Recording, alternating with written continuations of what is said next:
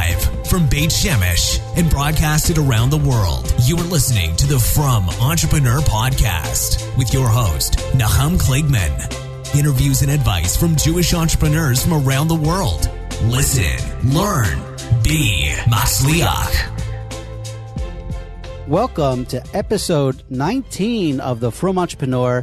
I am so excited to have you guys on board. First of all, I want to start off by just thanking each and every one of my listeners. You guys are awesome. It's been fantastic watching every episode that we produce, getting it out there, seeing more and more listeners from around the world. While the large majority of our listeners are from the U.S.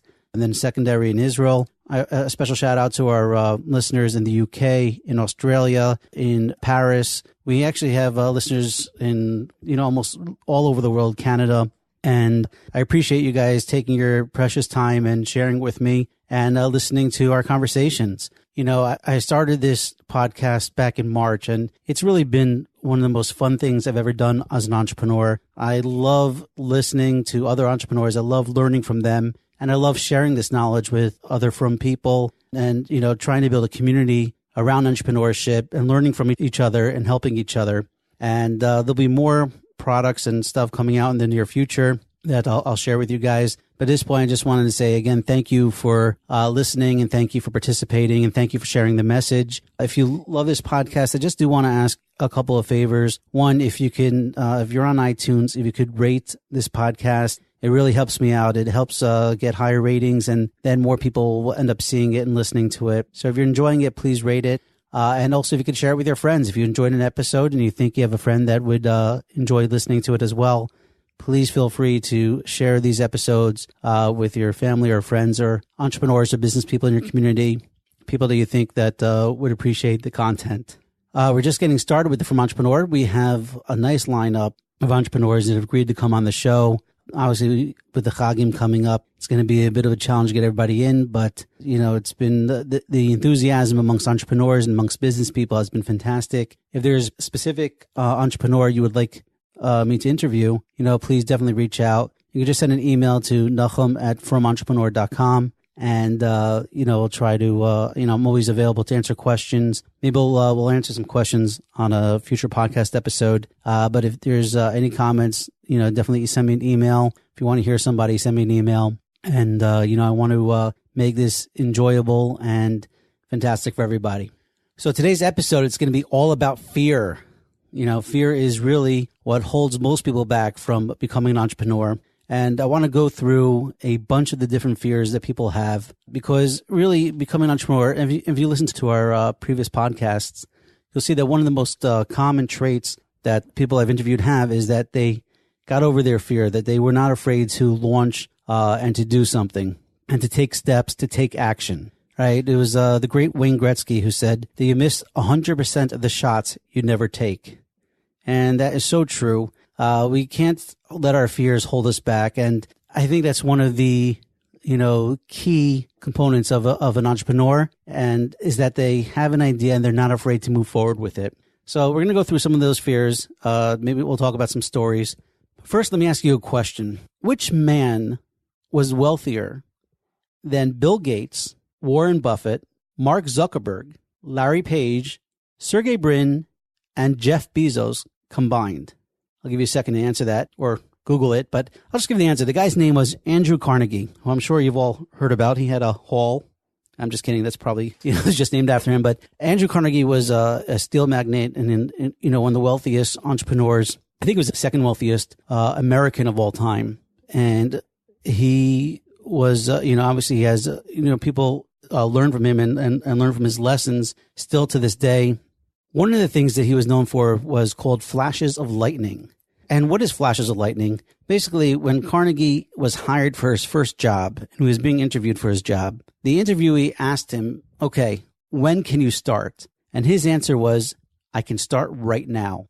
Now, most people, depending on when you're hired, depending on when you're asked, you may say, well, I have, an event planned already because I wasn't working, or I have, I have vacation coming up with my family. I can't take off. I could start, in 2 weeks. How does that sound? Try to get that last hurrah in. If you're going to be starting a new job somewhere, you're going to, you know, want to try to, you know, put your affairs in order or maybe have a good time first before you start this new job. And he says, don't do it. He said, that would be such a mistake. When he was offered his first job, he said, I can start right now. And he started right then. He said his feelings were that, you know, if you have an opportunity, if you have that flash of lightning, jump on it, because you never know when an opportunity is going to come again. And you never know if you're going to lose it. You know, if he would have said, you know, I could start in a week or so, you know, there could have been someone else that could have come in after him, or someone that works in the company that has a nephew that needs that same job. And it was not guaranteed. But once you have that opportunity, you seize it and you move forward with it. He says that is, you know, grabbing that flash of lightning. And then many times throughout his business career, you know, of course you have to, he says, you know, you definitely have to look into situations. And he says, but be very, very careful in not overstudying, right? If you overstudy, if you overlook, you know, if you overthink, right? And you're spending 10 hours, 20 hours, and you're going back and forth. He says, don't overthink. Learn to trust your gut. Learn to make a decision, and learn to grab an opportunity, or someone else grab that opportunity out from under you. So when you have an opportunity, when you're an entrepreneur, you have an idea for a business, you know, take that flash of lightning, take that opportunity, and make it happen. Now, let's talk about some of the fears, because I think that's very important, and I think that is really what holds most people back from. And so we're going to talk about what I think the main fear. If I had to like categorize what is the main fear and then what are the subcategories, I think the main fear that people have, and I think it's true with all walks of life, is fear of the unknown, right? People fear what they don't understand. People fear what they don't know. And that is a common fear throughout life, right? People are afraid to leave their comfort zone. And if you're not going to be able to leave your comfort zone, you're not going to be able to become a successful entrepreneur. You're not going to be able to open up your own business, because it's very easy to go to your 9-to-5 job, get paid by your boss, collect your paycheck every month, and, you know, create your schedule. And, you know, you don't like new things and, you know, and people throwing you off or situations. And, you know, if you want to become an entrepreneur, if you want to run your own business, things are going to happen. You know, there is no 9 to 5. There is no punching in the clock and punching out. You're on call 24/6, right? So there is, you know, you have to be able to get out of your comfort zone, realize that, you know, not everything is going to work out the way you want it to. And it's not going to be a repetitive week after week, you know, same job, same deal, same thing. Now, if you could look into the future and see how things will work out, right, then it would remove that fear. Like if you were able to see and know that, you know, 3 years down the line, you're going to be successful, well, then you're not going to hold back and you're going to jump right in, because you'll be able to see that. But I have a little secret for you. That is not how life works, right? Nothing was ever done in this world based on knowledge of what the future will bring. Everything you do is always a risk, right? The school you send your kids to, the vacation you go on, the job that you're starting, you know, anything that you do, you don't know how it's going to be. You don't know how it's going to play out. You don't know what kind of shkacha you're going to have. Obviously, that's why, you know, as from Jews, you know, having emunah and putting your best foot forward is always the most important thing. And, you know, I often say that, you know, if it wasn't for emunah, I don't understand how people could live without emunah. Right? If you don't have emunah, how do you get through the tough times? How do you get through, you understand that, you know, everybody has their pekala, as they say. How do you get through those rough pekalas? You know, how do you get through those rough times? And, you know, Baruch Hashem, we have that emunah, we have that knowledge, knowing that everything is from Hashem. So if we know that everything is from Hashem, then we shouldn't fear the unknown, right? We fear Hashem, and we should be taken care of by putting in our proper hishtadlus. And let's discuss a few more of those fears. So fear of failure is a big one. I think that's the number one thing, the number one subcategory, I should say, is fear of failure, right? People are so worried about what other people will think that they won't take the risks, wondering what people will say about them if they fail, right? You ever come across that? You feel like, hey, I want to do this, but hey, what happens if I fail? What will people say in shul? You know, what will the hanhala of my kids' schools think? What will my parents think? What will my friends and relatives think? Right? So people rather would, you know, not take that risk than to fail. Well, I'll tell you that there are actually venture capitalist firms out there that won't invest in a first-time entrepreneur. They want to invest in somebody that has failed before. Because once you've failed at something, you know how to, you know, it's an incredible lesson. You've learned from your mistakes, and the chances are, you know, the next time you'll have a greater chance at succeeding. Someone who has never failed, you know, doesn't know it hasn't learned the lessons and could be too flighty, could be too much of flaky maybe, But when you failed at something, you're definitely more grounded. You're going to take your next venture more serious, and you're going to have more experience. And so there are VCs out there that won't even invest in somebody unless you failed. And if you want to talk about, people that have failed, we could talk, there's been a lot of them, famous people. We could talk about Steven Spielberg, who was rejected from film school 3 times. Right? You could talk about the famous author, Stephen King. His first book, Carrie, was rejected 30 times from publishing companies. Michael Jordan, he was cut from his high school basketball team. Even Stephen Jobs, the famous Stephen Jobs we know from Apple, he was removed from the company that he started. He was removed from Apple, before coming back later and turning it into the largest company in the world. Who else did I heard? The comedian Jerry Seinfeld. Right, Jerry Seinfeld, the first time he ever went up on stage, he got booed off of the stage, right? And so, failing is not something to be ashamed of. Failing is not something to be looked down upon. And if you see somebody failed, I look at someone that had a failed business and I'm like, good for them. I feel bad for them that they went through it. But you know what? I admire them and I respect them because they got out of their comfort zone. They tried to make a change in the world. They tried to do something that was different and to go out there. And to me, that's a very admirable trait. Let me just see if there's, Walt Disney was also, people made fun of him when he showed him his little mouse, a guy named Mickey. People laughed at him and said, that'll never work. Who's going to want to watch a little mouse?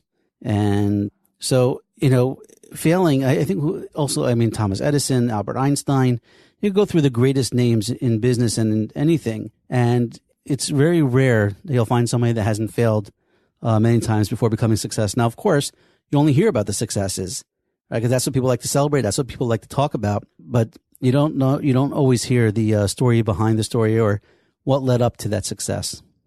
Okay, so let's another fear, let's say, which could be a little bit similar, is fear of ridicule. Right? People are afraid of being laughed at. People are afraid of people, pointing and looking at them and saying, haha, what do you think you're doing? You think you're such a hotshot. You think you're such a macher. You're going to go out and make some money. People don't want to be exposed to that. People are told that they're crazy. That how can you do it? You're not going to be successful. Who are you to think that you could run or start a business? And truth is, I think it's one of the most saddest things that we may have in our community. Or, Baruch Hashem, actually, I shouldn't even say that. It could be the large majority of people don't look at entrepreneurs like that. But if you have an entrepreneur, whether it's a relative, a friend, or somebody you don't know, you should encourage that person. You should, admire that person. You should help that person. See if you can lend a hand. When an entrepreneur in our community is successful, it brings success to the whole community, right? It brings more money into the mostos in that community. It creates more jobs probably for people in the community. And it's definitely, and then that entrepreneur, when he's successful, he may help others become more successful and give advice to other people in the community. I think a lot of people may be jealous of entrepreneurs, right? Because, most people, entrepreneurship is not for everybody. Starting a business is not for everybody. And I think there are a lot more people that want to start a business but won't because of these fears or other reasons. And so when someone else does try to do it and they're able to take that leap, they tend to look down at them or be jealous about them because they feel, hey, why can he do it and I can't do it? And because I can't do it, that means he also can't do it. Well, I think that's the wrong attitude. I think we need to be very supportive. And first of all, I think you could do it. I think anybody could really start a business or start a company with the proper due diligence and proper, product or idea. But the lifestyle may not be for everybody and the risk taking is not for everybody. But if you have an idea, instead of looking down on others, look up at them, learn from them, try to partner with them, try to help them. And you may be inspired yourself to, move out of your comfort zone and to go out and to start a new business. So first of all, obviously, besides the fact that it's usher to make fun of people and to laugh at them and to put them down, it's a huge mitzvah on the other end to inspire and to, bring joy and to pump up. Now, obviously, if you see an entrepreneur who's making a mistake and you feel they're making a mistake, obviously, when it's come for toilas and you want to help that person, obviously it's a great thing. It's a great mitzvah to sit down with them and not out of ridicule, but out of, honestly wanting to help the person, definitely step up to the plate. I think, that is most welcome by most entrepreneurs. But just the laughing at or pointing at or, people putting down other people, I think that's just wrong. And we need to be more supportive of our entrepreneurs. Another fear that people have is fear of rejection, right? Nobody likes to be rejected, but as an entrepreneur, you have to learn to not take rejection personally, right? Rejection is a part of life. Some things are just not meant to be, just like shidduchim, right? Some people could go out in 10, 20, 30 shidduchim and get rejected 10, 20, 30 times before they find their proper zivig, right? And of course, any time that a person is rejected, it hurts, it is a little painful, but if you realize that it was just not for the best, I can't tell you how many times, I'm sure other business people out there that, they thought they had the greatest opportunity. They thought they had I had a guy who wanted to invest, in one of my companies, and it got to the stage, we went to the lawyers and we made an agreement and he was ready to wire the money. And then at the last second, he backed out. Now, what he didn't know is that I was also negotiating with another investor that wanted to put money in. And I turned them down because I had agreed to his deal. And so at the time I felt terrible. It was very painful. I was like, oh my gosh, not only did I lose this guy who was giving me a great deal and I thought, I was finally gonna be able to launch my company and, take it to the next level. But but I turned down the other investors, because I thought this was a done deal. And so, but Baruch Hashem, looking at it now, this investor that at the last minute broke out of our agreement, it ended up being a tremendous bracha because he ended up, I've heard from other people that he was not as successful himself as he thought he was, and that he didn't really play things straight, and it would have been a nightmare investor for my company. So even though at the time it hurt, obviously everything is from Shemayim, and just some things are not meant to be.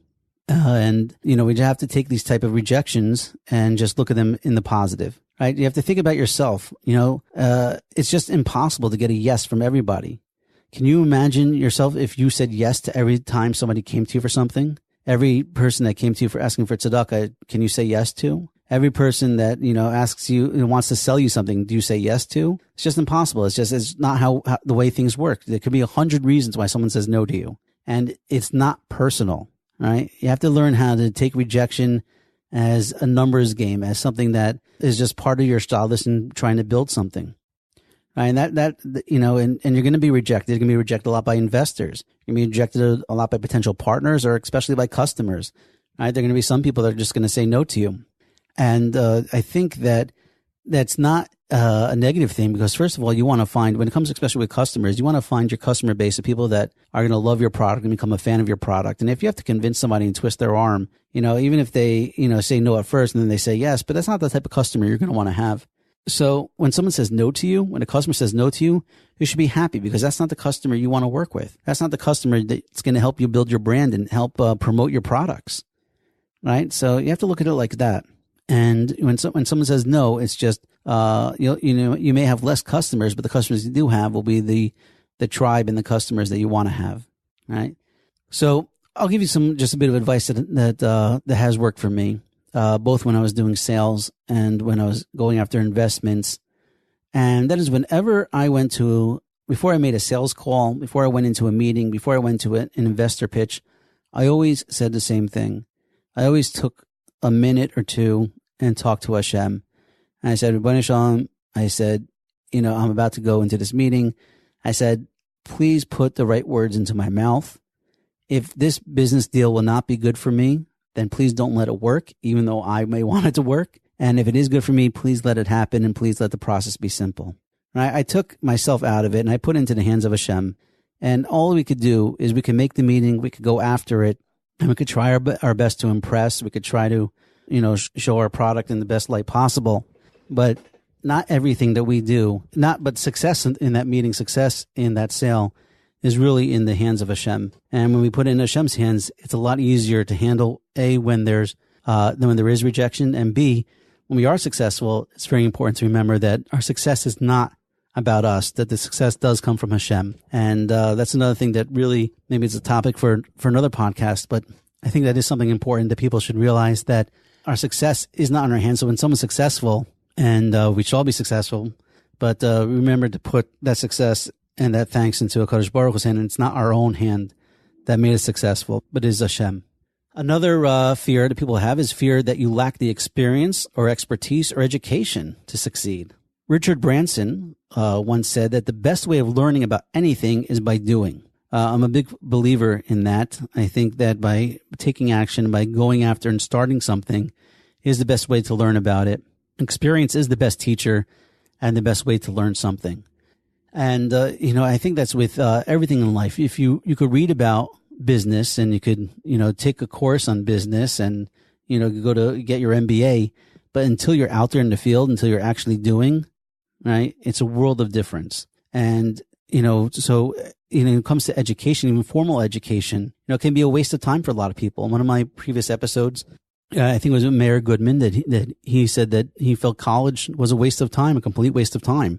And I think for a lot of people that has been the way. And if you look about formal education and you do a search on, what's better, working or going to college, or is college as important as it once was, you'll see that there's a lot of material written about this today. Because, going to university does not necessarily mean you're going to be more successful than someone who hasn't. If we could go through some of the names of some of the famous entrepreneurs out there that dropped out of university, I think you may be surprised. I mean, we have Michael Dell, Yid, and founder of Dell Computers. Steve Jobs also left college. Bill Gates from Microsoft, heard of him, the wealthiest person in the world today. He dropped out of college. Evan Williams, the co-founder of Twitter. Mark Zuckerberg, he runs a little website called Facebook that he dropped out of college. Larry Ellison, another Yid, who is the founder of Oracle, he dropped out of college. And it's not just entrepreneurs and business people, but even presidents of the United States. Did you know that Abraham Lincoln never went to college? There is actually one of the Republicans running for president today, Scott Walker. He dropped out of college, right? And he's running for president. And so there are actually a few presidents that didn't go to university, whereas let me see who else. Abraham Lincoln didn't. George Washington took a course, but he didn't graduate college. Andrew Jackson, Zachary Taylor, Andrew Johnson, Grover Cleveland. Those are other presidents that did not graduate from college. So college and university, and you also have heard about a lot of lawyers that have degrees that that are on the fence, that are not able to get jobs coming out of college anymore. Now, obviously, if you want to be a doctor, if you want to be a lawyer, if you have a specific occupation, you're not going to become a doctor without going to college. It's just that simple, unless you're the Rambam, right? But if you're a business person and, is it better to spend $100,000 in 4 years of your life going to college to get an MBA, or is it better to just go out into the world and start something and learn from doing? And I'm not saying that education is bad. I think it is very important to be educated. I just think wasting the money, hundreds of thousands of dollars on it and spending, years of your life doing it, I think is a waste. Today, if you want to be an entrepreneur, if you want to be successful, there's tons of online courses that you can take. There are podcasts like this that you could listen to. There are books that have been written on every aspect of entrepreneurship that you're definitely going to want to learn. And I think learning from other people and learning from yourself and going to events are great ways of learning that would be a lot less expensive and really hammers in the points, because the world today is changing at such a fast pace that it could be that by the time you graduate, what you learned in freshman year can be worth nothing by the time you graduate and get into the real world, right? Things are moving so fast, the new technologies, the new opportunities, things are happening all the time at a quick pace, that not necessarily what worked before in education is going to work today. So you always got to be educated. I definitely am an advocate of reading great business books and marketing books and learning from other people. I think it's definitely important, but for formal education, it's not what it once was. And let's go on to another fear. You could have a fear of not being good enough, right? You may think, like, who am I to start a business? Who says my idea is good enough? So first of all, when you have an idea, it could be true. It could be true that your idea is not good enough. But if you do the proper research and, you speak to consultants and you speak to friends and you speak to potential customers and you do your research, right, then that'll remove that fear, right? Not every idea is worth doing, but every idea is worth looking into. And so, if you do your work, if you do your style list and you research, potential customers and you speak to consultants, you speak to friends or people in the field, and your people are saying, yeah, it's a good idea, it's a good idea, it's a good idea, then don't worry, don't have fear of it not being a good idea. And as yourself being an entrepreneur, listen, it's never too late to start a business, never too late to start a company. And you shouldn't have, if you need to be pumped up about yourself, there's definitely books out there that can help you. But, every person was given skills by Hashem. Everybody has a brain. Everybody has certain talents. Now, again, entrepreneurship is not for everybody, and not everybody is meant to do it. But if you have an idea and you want to go and do it, don't think that you don't have the skills and tools that you have to be a successful entrepreneur, because the chances are that you have those skills and you have that, and you have ideas, and they may improve, right? Let's take, public speaking for an example. People say, I can never public speak. It's the worst thing. It's hard. It's a very scary thing to speak publicly. And that could be true. It says, but the more you do it, the less scared it is. If you listen to my podcasts, then the first podcast I was doing, I was a lot more nervous. Now I've gotten a lot more comfortable on the microphone just because I've been doing it a lot more. And so I have more confidence in myself. I have more confidence in my interviews and being able to, do a podcast like this episode, right? But that, if fear held me back from ever getting started, I would never have done this. I would never done any of the business I've started, right? So, I think that you should not have a fear of not being good enough. I think if you have the drive, if you have the passion, if you have the right idea, then you're good enough to do it. Now we'll talk about, there's a bunch more fears, but I don't want to take too much longer on this particular episode. But let's take a common fear that someone has, and it's a different type of fear. It's a fear of someone taking your idea. And, that happens a lot where people say, I have this idea, I have this great idea, but I don't want to tell anybody. And, people that ask me to sign an NDA, a non-disclosure agreement, I pretty much laugh at them, because there's no way, I can sign an NDA when people come to me literally every week or so with an idea. I shouldn't say every week, but definitely, a few times a month, and sometimes multiple times a week. People come to me with an idea, and, what do you think about it? So I can't sign an NDA because I'm in the business of helping people take their ideas and start them and launch their businesses. But people are so worried about someone's going to steal their idea that they won't tell anybody about it, and they won't get the help that they need. And that to me is a huge mistake, because, if just because someone hears your idea, so you think that person is now going to stop what they're doing, quit their job or quit their other companies, or, stop being an investor because now they have this idea and they're going to go out and make millions. I'm a big proponent of having a good idea, and I think ideas are mamish, a gift from Hashem. But there is something to say about execution and executing on the idea, and the amount of passion that you need and the amount of effort you need in order to take an idea from the idea stage to launch and then to success, is a lot more difficult than just someone to do. Like, not everybody can take your idea and run with it. And if you're too nervous about somebody doing it, I think it's a big mistake. I'll tell you, there was a couple of, I guess about a year ago or so, a person came into my office and he had a fantastic idea. And I thought it was great, but he was a little bit on the older side, and he had this idea for 10 years, and he had it patented actually like 5 years ago. And he was so scared about anybody hearing about his idea and taking it that he just couldn't move forward.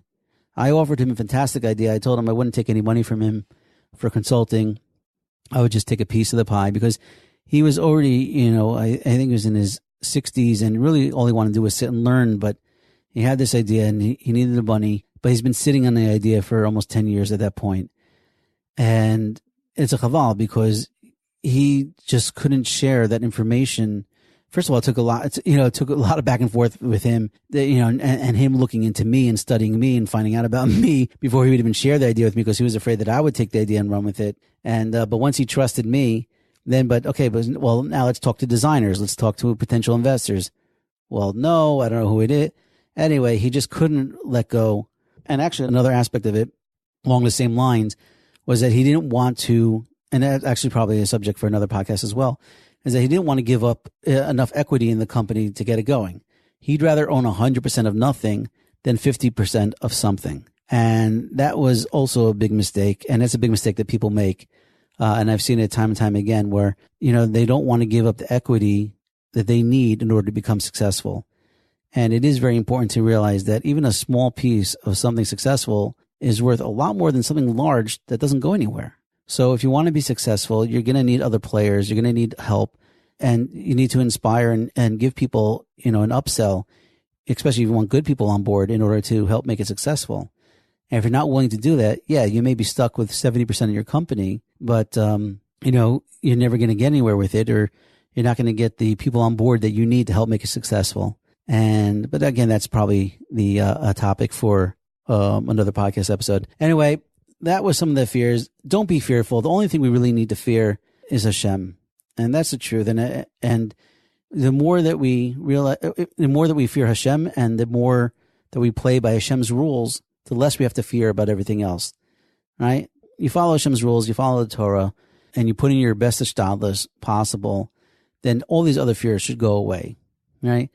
And I think that's an important lesson for everybody in every stage of life, that realizing that really the only thing we should fear is HaKadosh Baruch Hu. And obviously, we have to fear our parents. It's halacha. And, what type of fear are we talking about? But when it comes to all these other fears we just talked about, get rid of them, throw them away, bundle them up, and take action. Take that step. Don't be the person that looks back and say, oh, why didn't I start that company when I could have? Why didn't I seize the moment? Why didn't I take that lightning bolt and run with it?